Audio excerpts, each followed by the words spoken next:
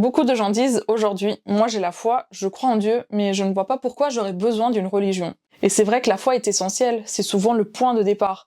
Mais la foi, à elle seule, n'est pas censée rester isolée. Elle a besoin d'être nourrie, encadrée, mise en action. Et c'est là que la religion prend tout son sens. La religion, au fond, c'est une structure que Dieu nous donne pour grandir spirituellement.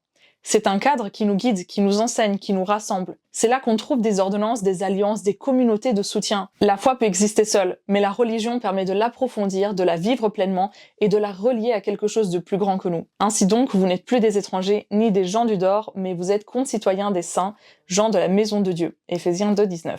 Sans religion, la foi peut devenir quelque chose de vague, parfois changeant, parfois très personnel mais sans direction précise.